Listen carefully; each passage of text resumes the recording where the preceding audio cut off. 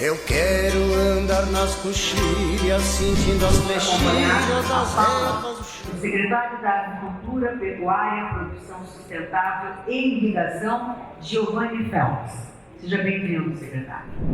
Por duas oportunidades estive aqui, em reuniões almoço como esta, enquanto eventual e momentâneo secretário da Fazenda do Estado do Rio Grande do Sul, naqueles 4 anos do governador Sartori.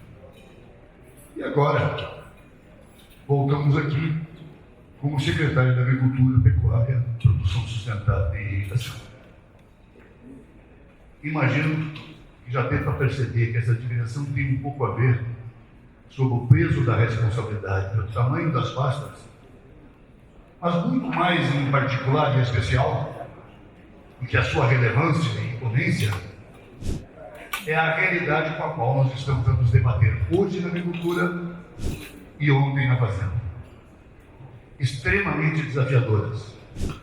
Menos mal que na Cefaz, quanto na SEAP, os servidores públicos das duas casas, absolutamente diligentes, profissionais e competentes, tornam as coisas mais facilitadas. De qualquer forma, gostaria também de agradecer a oportunidade, caro presidente Rodrigo, de aqui estar. Saudando a todos os presidentes de entidades representativas dos mais variados setores produtivos do Estado do Rio Grande do Sul. Saudando em particular aqueles que me antecederam e que tão condignamente colocaram as suas vicissitudes e dificuldades, com as quais, conjuntamente, esperamos, sendo um dos braços do governo Eduardo Leite e Gabriel Souza, a facilitar para que, quem sabe, possamos minorar os problemas que os setores produtivos da proteína animal enfrentam aqui no Estado do Rio Grande do Sul. Desnecessário é falar da importância. Fundamental talvez seja falar dos gargalos e dos desafios. Algo que me parece extraordinariamente grande, de relevância, que talvez multiplicidadamente nós não conseguimos avaliar e aquilatar direito, especialmente o imaginário popular, a importância que tem a sanidade, a biossegurança, onde os setores produtivos das proteínas animais, todos os elos e todas essas cadeias, as entidades representativas, mas também o Estado, em diversas secretarias, em particular e especial a SEAP, Secretaria de Agricultura e Pecuária, tem dado em termos de garantia do ponto de vista da segurança das nossas fronteiras e também podendo contar com a biossegurança cada vez mais robusta por parte dos empreendedores das agroindústrias do Estado do Rio Grande do Sul. Não fora isso, quem sabe hoje já não fossem os problemas aqui elencados e reais que impactam diretamente, do ponto de vista até mesmo arrecadatório do Estado e da União, mas trazem reflexos absolutamente impactantes do ponto de vista social, estaríamos, quem sabe, falando e chorando, se me permite, chorando entre aspas, ainda mais. Enquanto a influenza bateu forte no Chile, subiu o Equador, Venezuela, enquanto ela bateu também no sistema produtivo, econômico e comercial da Argentina, no Rio Grande do Sul, mesmo fronteiriça muitos desses países ou muito próximo deles, mesmo com as correntes migratórias das aves para lá e para cá, Lagoa do Peixe, está aí, felizmente até aqui. Tomara assim continue. Muito tem a ver com o trabalho que é exercitado pelo nosso Departamento de Defesa Animal, com acuidade, crédito e respeito. Aliás, essa mesma segurança propiciou que mercados importantes já sinalizassem positivamente no intuito de habilitar empresas nossas, plantas nossas, abrindo seu mercado para proteína animal. O primeiro, o Chile, ainda no final do mês de janeiro, do início desse ano. Estamos aguardando a resposta da República Dominicana, com a América Central, mas são aproximadamente 12, 13 milhões de habitantes, um mercado igualmente interessante. Circulamos agora, junto com o MAPA, Ministério de Brasília, Ministério da Pecuária e Agricultura, circulamos aí com a representação do México, e esperamos ansiosamente os resultados e as condições sanitárias do Rio Grande do Sul se apresentem para que nesse julgamento também abram as portas do seu mercado para nós podermos exportar ainda mais as nossas proteínas, reconhecidamente de qualidade.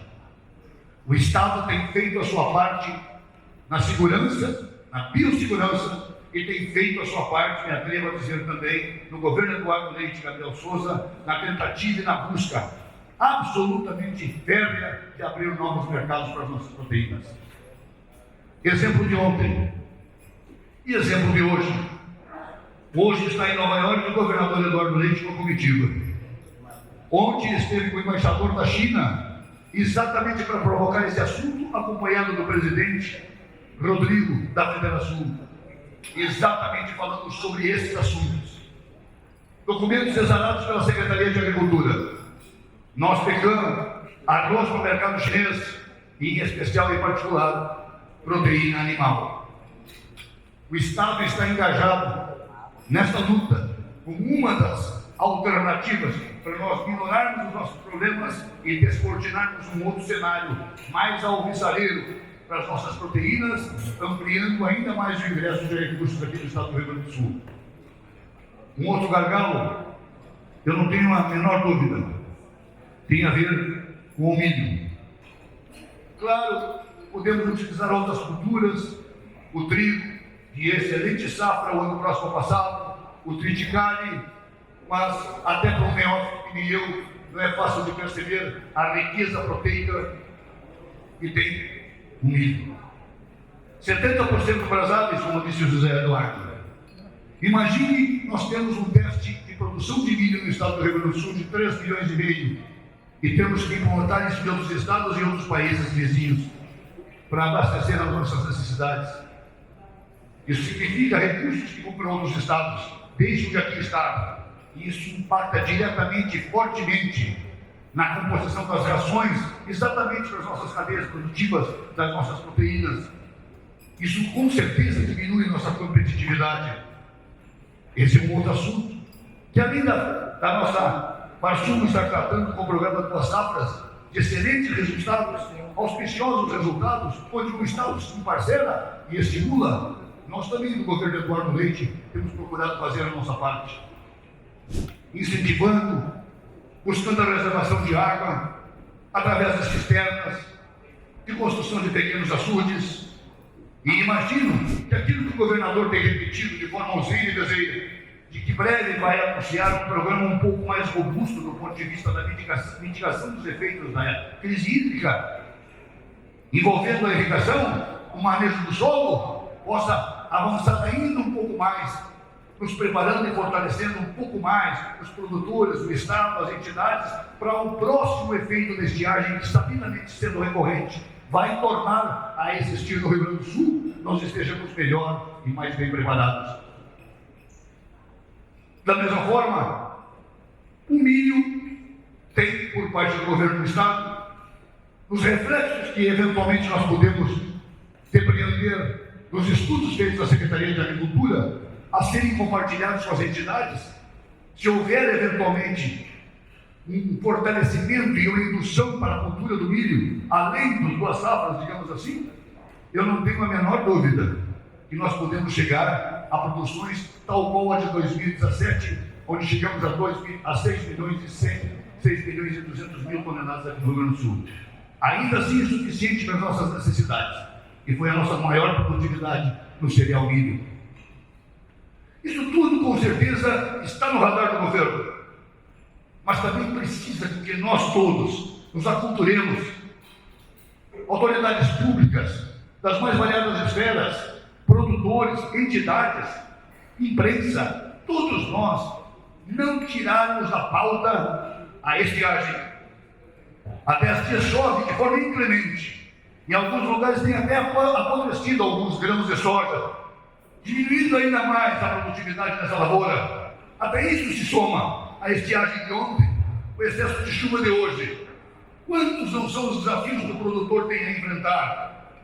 Mas, percebam, a seca vai acontecer e nós não podemos tirar ela do nosso radar. Mais do que do radar, da pauta cotidiana. a nos cobrar, a fazer na chuva, na abastança da incidência pluviométrica, nós possamos definitivamente reservar.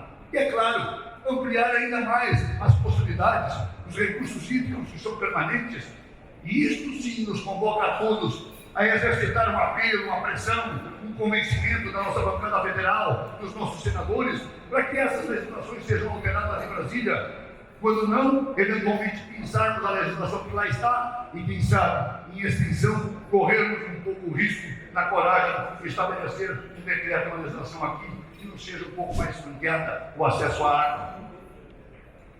Mas também não podemos deixar de falar de que o ano passado fomos impactados de forma frustrante com o anúncio da Ferroeste.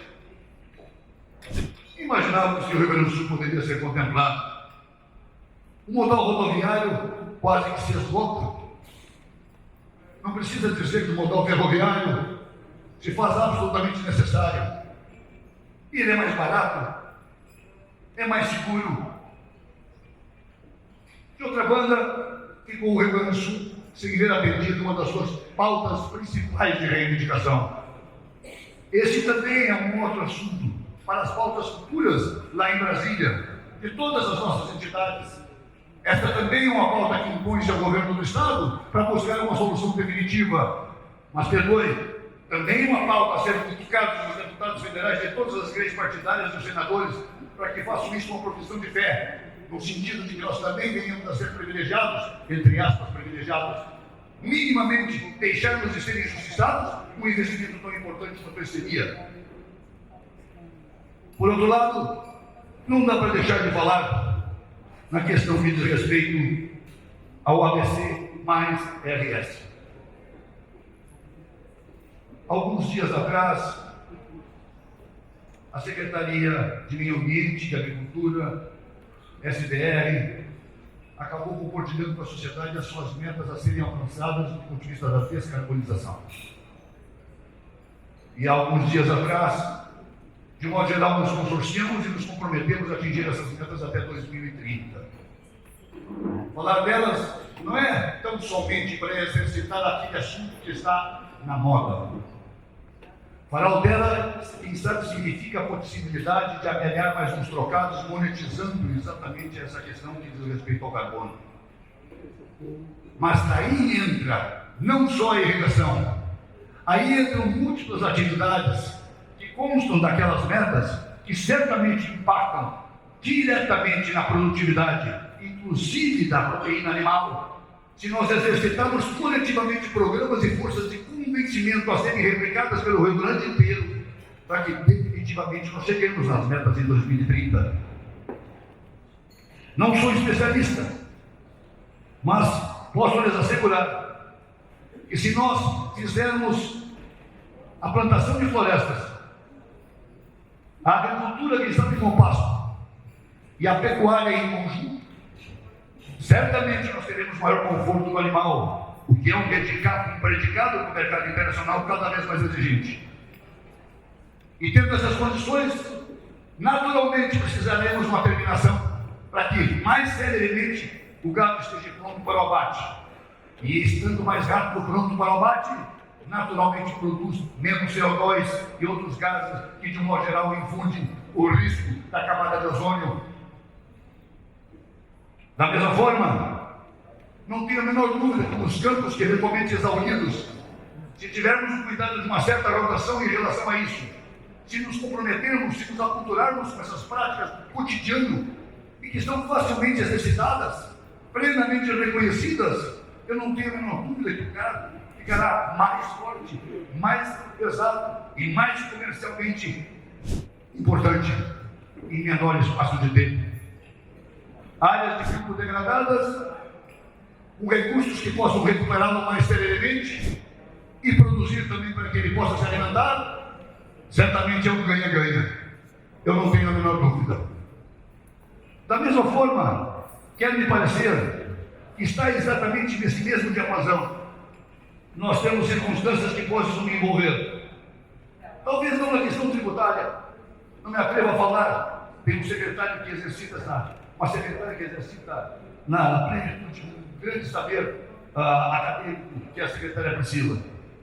Mas, verdadeiramente, nós tivemos uma reunião lá no Palácio do Galpão, poucos dias atrás. Eu dou uma enorme expectativa de que alguma coisa possa sair do ponto de vista positivo. Que esse governo é sensível e conhece nós, eventualmente, as nossas cadeias produtivas estão sofrendo. Esse é um governo que se posiciona favoravelmente a quem produz, tem a bem-querença, a receptividade em relação àqueles que produzem. E não é produzir de qualquer forma, é produzir como responsavelmente, com competência, com coragem, com denodo, enfrentando os maiores desafios do Estado que está localizado exatamente na extremidade do nosso mapa, que fazem até mesmo que a nossa logística seja dificultada, até mesmo para os nossos produtos chegarem nos mercados consumidores maiores, tipo Rio, Minas e São Paulo, notadamente. Imagine, é assim que essa gente se produziu, é assim que foram construídas essas cadeias, com luta cotidiana, com o enfrentamento dos seus desafios, e nesse caso específico, poderem contar sempre com a parceria do governo do Estado, dentro das suas limitações, talvez houver tempos idos, já um pouco distantes, onde o Estado estava mais fortalecido, robustecido, do ponto de vista do seu equilíbrio fiscal, e mais facilmente poderia dar notícias boas. Mas tenho igualmente expectativa sobre os anúncios que o governador Eduardo Leite pode fazer em breve, e eu não tenho a menor dúvida. Na multiplicidade deles, certamente está atender aos reclamos e às nossas necessidades, não só para cumprir as exigências que as metas nos impõem até 2030 da descarbonização, mas muito mais do que isso, aumentar a produtividade, ter mais lucro, benefícios sociais e certamente fazer com que o Tesouro do Estado e das prefeituras fiquem mais irrigados. É tudo isso que se quer. É tudo isso que se quer que a roda da economia ande a pleno e que não fique aos solavancos, de um modo geral, exercitando para lá e para cá, rangindo, de modo geral, as suas engrenagens, como nós viemos fazendo. Não se trata tão somente de vontade política, se fosse isso todos já tinham resolvido. Se trata da responsabilidade com a qual algum desses governos, o anterior, e me permitam também o governo do José Henrique Sartori, da qual fiz parte como secretário da Fazenda, mas do Eduardo e do Ranolfo na sequência, do Eduardo e do Gabriel na sequência, me perdoe a franqueza, governos que têm responsabilidade e que correm o risco, no período pré-eleitoral, de dizer isso não dá, diferente de tantos que dizem isso eu faço, isso eu aumento, isso eu diminuo, e depois basta um mínimo exercício de razoabilidade. Se der tudo isso para todo mundo e deixar de cobrar tanto de todos, ou de uma parte, certamente o fone da gaita estoura. Eu quero um Estado que possa, sim, atender às demandas das nossas produtores. Eu quero um Estado que responda adequadamente para as questões do ponto de vista social. Eu tenho como gaúcho expectativas em relação a isso, e nós todos temos. Nós todos operamos cotidianamente nas nossas entidades e nas nossas atividades laborais para alcançar os melhores resultados. Eu sonho com isso, mas verdadeiramente só tenho um caminho a preferir. Não gastar mais no espinho na guaiaca, e é o que esse governo vem fazendo. Isso todos nós nos apercebemos. De resto, perdoe eventualmente pela eloquência, perdoe se eventualmente eu procuro boa parte do tempo, ultrapassa até mesmo, de certo modo, os 10 minutos que estavam a nos premir. Mas fica aqui o agradecimento, o privilégio de ser o momentâneo e eventual secretário da Agricultura e Pecuária e o enorme orgulho de ser do Estado do Rio Grande do Sul e ainda mais liderado pelo Eduardo Leite e pelo Gabriel Souza. Um abraço e muito obrigado.